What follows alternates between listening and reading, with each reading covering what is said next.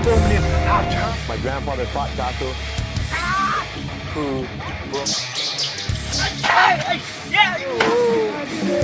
Grito Marcial. Saudações, amigos, curto o programa Grito Marcial. Eu tô com um amigo meu, o Rashid, contramestre de capoeira, uma pessoa iluminada que tem uma energia muito boa. A gente sempre conversa no local que eu tomo um café quase que diariamente, e a conversa é sempre produtiva, mas como ele está trabalhando, pode ver que ele está com a logo da empresa dele aí, que vai pedir direitos autorais, né? Apoio, patrocínio. Eu falei, vamos fazer uma entrevista, e deu tudo certo. Então, pra gente aqui do canal é uma honra incrível, que é uma pessoa muito inteligente e só tem a brilhantar mais ainda os arquivos do canal. Então, Rashid, muito obrigado. A gratidão é minha, meu irmão. Eu que agradeço. Como eu falei, né, cara, a gente sempre começa com um abraço. Eita, esse não é que Do lado fofura. esquerdo, vamos lá. Nos fale com quem que tu treinou de aluno até a sua condição atual. Seu passaporte atual. Meu passaporte atual, né? Então, eu vou contar como eu entrei na capoeira, então, do processo que surgiu, né? Eu tinha um amigo que tinha trazido aquele filme Esporte Sangrento, sabe? Que falava da capoeira e tudo mais, e eu sempre achei aquilo fantástico, né? E eu queria entrar na capoeira, só que eu sou filho de árabe, né? Meu pai, tudo era... Pra que vai fazer isso, né? Eu fui escoteiro, por que eu vou ser escoteiro? Senão, né? Não tem futuro. Meu pai era muito lodinha, né? Gostava do lance do árabe. Ele queria que eu aprendesse muitas coisas voltadas ao comércio. E eu queria fazer capoeira, e aí no dia do meu aniversário, a minha mãe perguntou o que eu queria de presente. Isso foi no dia 20 de março de 1996. Na segunda-feira, ela perguntou o que eu queria de aniversário. Na segunda-feira era dia 18. Dia 20 de março de 96 era quarta-feira. E aí ela me perguntou, e eu falei, olha, eu quero fazer capoeira. Porque o João Luiz, que era um amigo que eu tinha lá na cidade onde eu morava, que era Santana do Livramento, no Rio Grande do Sul. Eu sou catarinense, sou tubaronense, mas fui pra lá, pro Rio Grande do Sul com meu pai quando pequeno.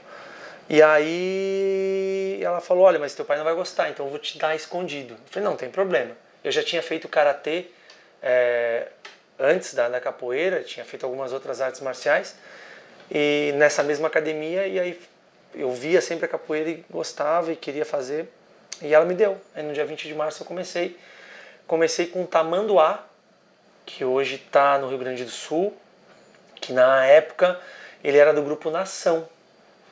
E na época era o mestre Tucano quem comandava o grupo Nação, que hoje é do grupo Camboatá, mestre Tucano.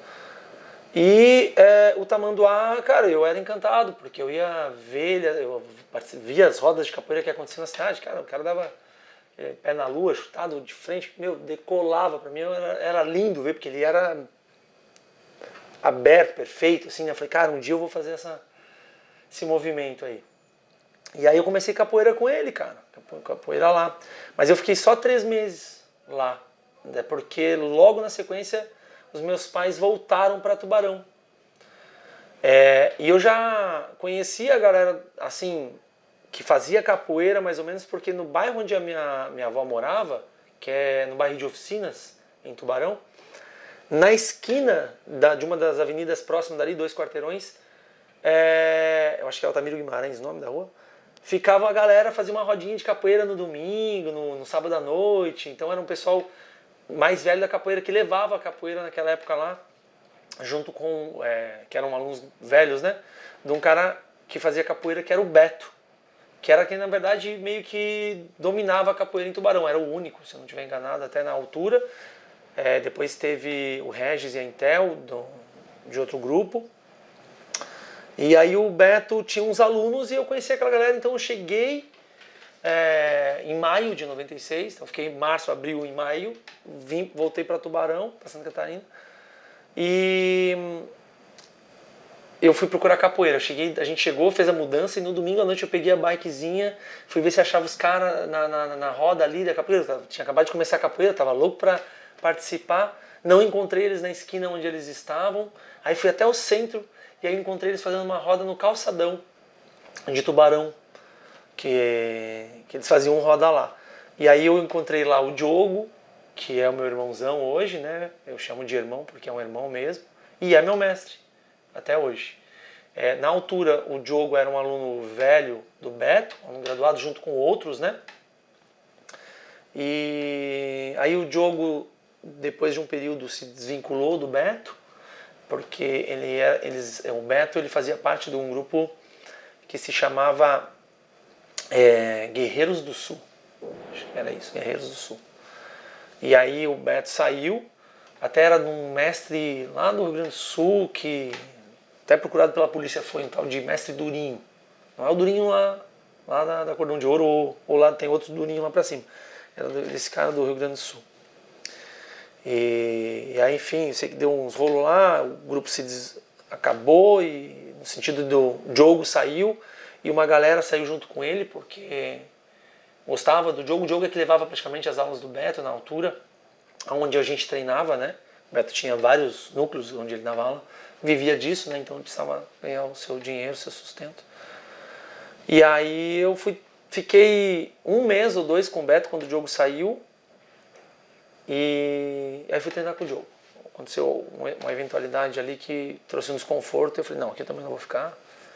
E aí fui treinar com o Diogo, e de lá pra cá sou aluno e sou discípulo do mestre Diogo, que seguiu uma trajetória sozinho na altura.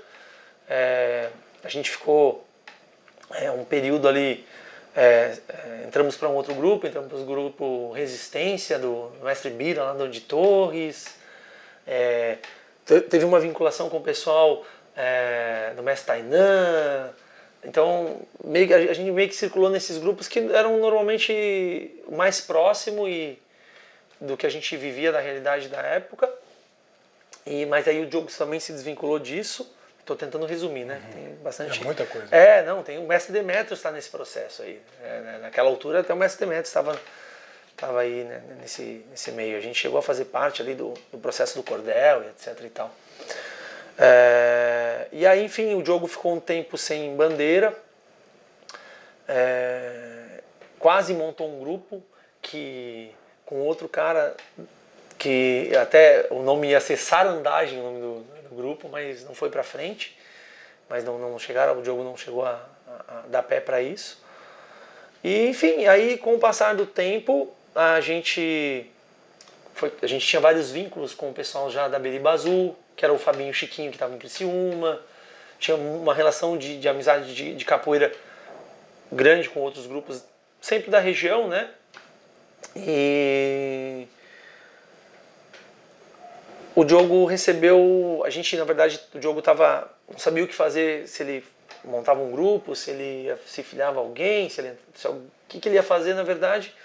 Até que na altura, se eu não estiver enganado, ele estava meio que com as portas abertas para ou entrar no Capoeira Brasil, ou entrar na Beriba Azul, por causa do Mestre Falcão, e a gente tinha uma relação muito próxima, até hoje, na verdade, a gente tem uma relação muito próxima, né, com o Mestre Falcão, a Beriba Azul, através do Chiquinho, Fabinho e do Mestre Falcão.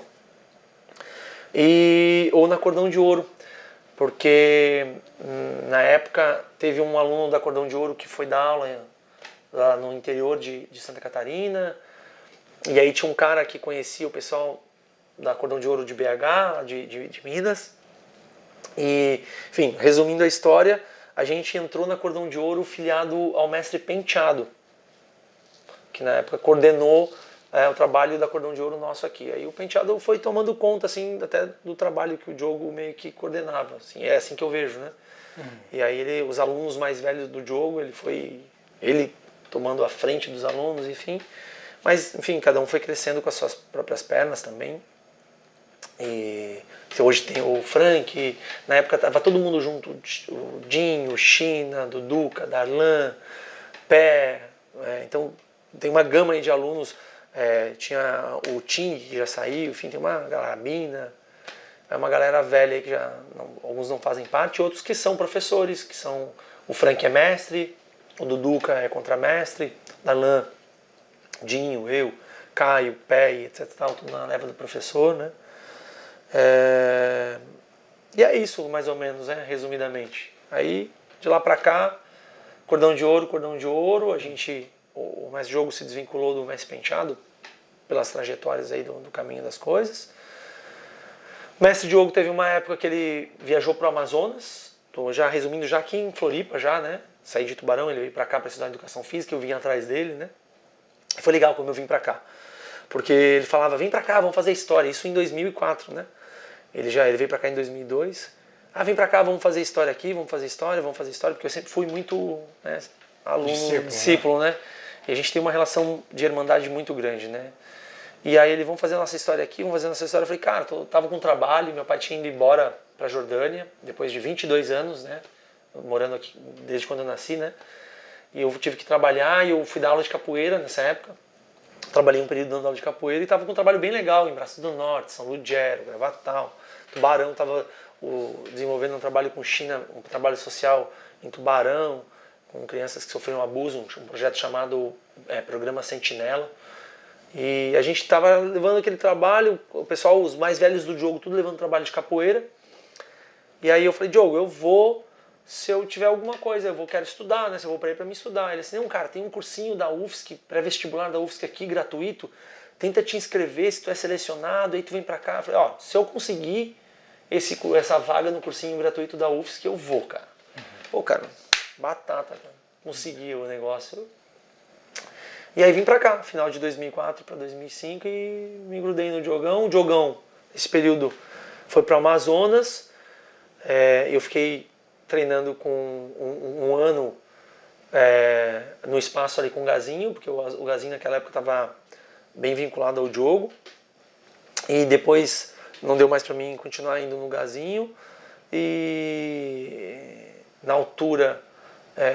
o mestre Habib estava bem próximo de mim ali e a nossa relação de amizade foi se estreitando cada vez mais. A gente já tinha uma relação, né, óbvio, por causa do grupo e de amizade, e a gente foi estreitando.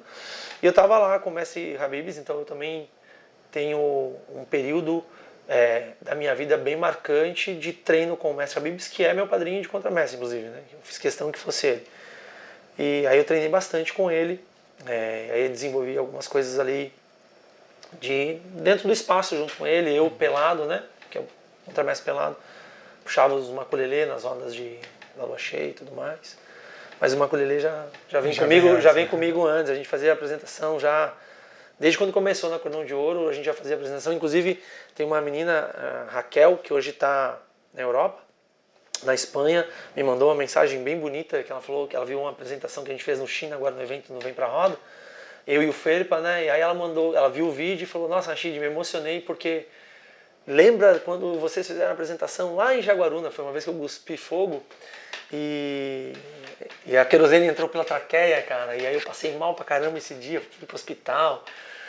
E ela lembrou dessa apresentação porque marcou ela. E nessa época, desde aquela época eu era já ativão assim no maculelê. E aí, enfim, foi desenvolvendo isso no Comércio Habibs também, foi bem legal. E aí o Diogão voltou, filhos, né? Como diz o mestre, falou no evento, né? Tem uma carrada de filho para cuidar, filho para trabalhar, para cuidar das demandas de casa e filho. Parei um pouco de treinar ali no mestre e o Diogão voltou e aí tô assim. Encaixou de novo. Encaixou de novo, está na ilha de novo, voltou do Amazonas para cá. É isso, bom, falei muita coisa, né? Não, mas você consegue resumir depois ali, né? Fazer os cortes necessários. Não, mas não isso, corte nenhum. Essa é a minha história resumida aí dentro do trabalho De capoeira. desde quando eu entrei até hoje, assim. Muita gente sabe da ligação. A gente fala muito da ligação africana na capoeira, isso é inegável. Né? A gente fala pouco da cultura indígena e menos ainda da cultura árabe dentro da capoeira. Você, como você mesmo falou, seu pai foi para a Jordânia, eu acredito que seu pai é de lá, tem uma ligação muito grande com o islamismo. Sim. E o seu nome também não é apelido, né? Não, é nome Rashid mesmo. A gente sabe da ligação dos mandingos, da questão do patuá, toda essa história que envolve a cultura do Islã, da religião do Islã, com a capoeira, até o próprio pandeiro, que às vezes a gente não consegue fazer uma ligação direta. Você como filho de... Posso falar árabe? Pode. Árabe. A gente acaba nem sabendo muito quais os termos que é usado, né? E sendo muçulmano, que acredito que você seja muçulmano também. Sim, sim. Não praticante, mas de religião muçulmana na família. Assim. Como é que você sente essa... falar tão pouco da cultura árabe, né, da capoeira, porque é uma cultura riquíssima. Eu conheci algumas pessoas que são muçulmanas e são pessoas... porque a gente só tem a ideia do muçulmano relacionada às coisas ruins que alguma parte extremista faz. Sim. E que as mídias trazem. Que traz com muita força. Ou da ligação de amor, aliás, de ódio com o judaísmo. Sim. E a gente vê pouco disso. E as pessoas que eu conheço que são muçulmanos são pessoas boníssimas e muita gente, eu conheci alguns brasileiros que casaram, falam que a cultura e a religião islã é muito linda. Sim. Como é que você se sente assim? A capoeira ela tem como é que eu vou te falar? Tem uma ligação, um viés também ligado a isso. Como você vê essa ligação, que é pouco lembrada, e o que você pode trazer pra gente que às vezes a gente não sabe que tá na capoeira e tá na cultura árabe e que a gente não faz essa ligação?